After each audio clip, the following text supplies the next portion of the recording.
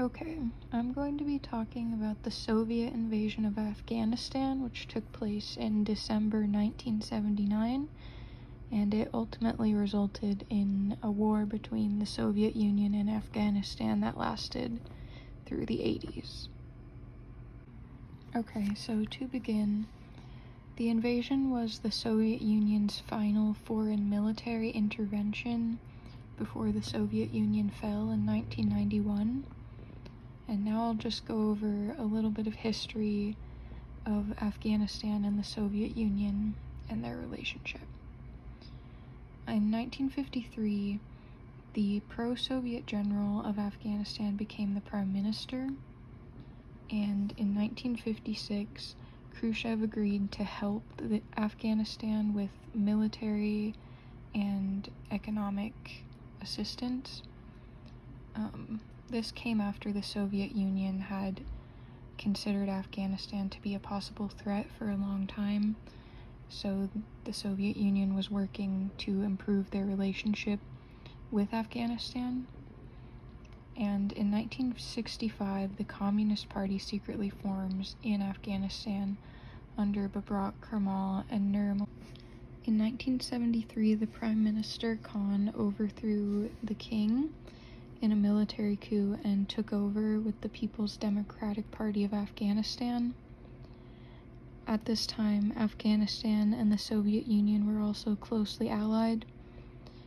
Between 1975 and 1977, he worked to modernize the communist Afghanistan, and he also forced a lot of government workers out of their jobs because they did not support him. In 1978, he was killed in a communist coup, and Taraki took control of the country as president and named Karmal as the prime minister. The picture on the right also shows some women in Afghanistan, because before he was killed, the president also worked on a constitution that granted women's rights.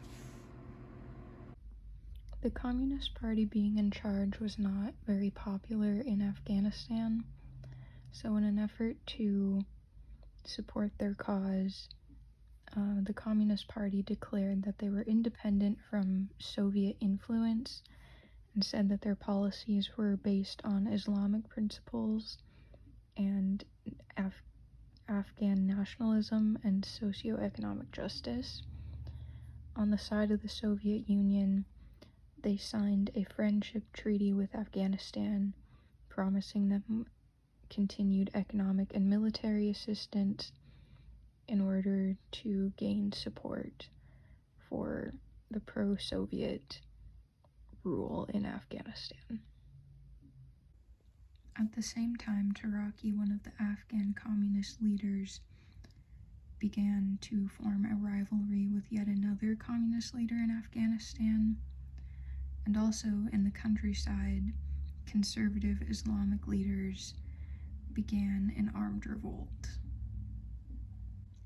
In June, their guerrilla movement officially formed as the Mujahideen in order to battle the Soviet-supported government that was in power.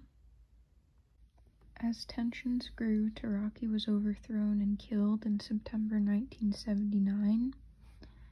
And on December 24th, 1979, the Soviet Union decided to invade and established a regime in which the government was more suitable to what they wanted. The Soviets also organized a massive military airlift into Kabul with around 280 transport aircraft and helicopters, and 3 divisions of about 8,300 men each. And within a few days, they had secured Kabul. The Soviets employed multiple tactics during the warfare and also found different ways to gather information. One of those ways was to use the Afghan secret police to infiltrate the Mujahideen. They also used spies to join resistance groups and report back the information that they had found. In terms of fighting, They often used intimidation and launched airborne and armored ground attacks in order to destroy villages, livestock, and crops. They also often bombed the countryside near guerrilla attacks. The attacks in the countryside led to many people fleeing their homes, which the Soviets hoped would deprive the guerrillas of their resources. They also used helicopter gunships that covered the ground forces in armored vehicles. Once the Soviets had captured a town or village, they would often interrogate and torture the inhabitants for more information, or they would just kill them. After capturing Kabul, the Soviets were able to capture more cities and larger towns and major garrisons, but they were met with resistance in the countryside by the Mujahideen, which was supported by the United States. They viewed the Soviets controlling Afghanistan, whether they were Christian or atheist, as a defilement of Islam and their traditional culture, and they proclaimed a jihad, otherwise known as a holy war. They also used stolen weapons and weapons given to them from the US, and they employed guerrilla tactics by attacking and raiding the Soviets quickly and then disappearing.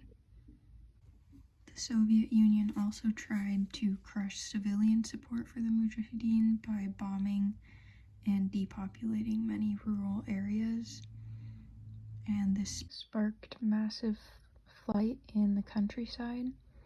And by 1982, around 2.8 million Afghans sought asylum in Pakistan, and another 1.5 million sought asylum in Iran.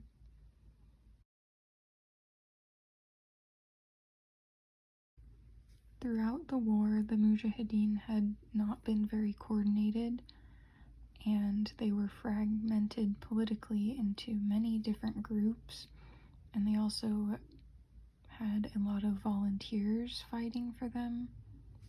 However, over time, their efforts improved, and in 1987, with the introduction of the US shoulder-launched anti-aircraft missiles, they were able to shoot down Soviet planes and helicopters.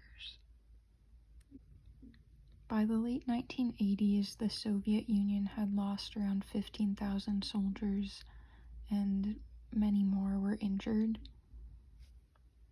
The Soviet Union was also beginning to disintegrate, and so by 1988, they signed an agreement with the US, Pakistan, and Afghanistan and agreed to withdraw its troops. Gorbachev was also in charge of the Soviet Union at this time. By February 15th, 1989, the last Soviet soldier had left Afghanistan. The Soviet Union fell 2 years after withdrawing from the war in Afghanistan. Their image had been greatly diminished after losing a war to local guerrilla forces. They had also lost a lot of money in the war, while also losing money by competing in the arms race with the US. After the Soviet Union withdrew from Afghanistan, their military and economic assistance continued. However, the US and Europe eventually abandoned Afghanistan, leaving it to Pakistan to create a deal. To do this, Pakistan created the Taliban, which allowed Osama bin Laden to come to power. Osama bin Laden had formed Al-Qaeda in 1988, 1 year before the Soviet Union withdrawal, and he was now welcomed to the Taliban, allowing for further terrorism to take place in the future. And these are all of my sources. Thank you.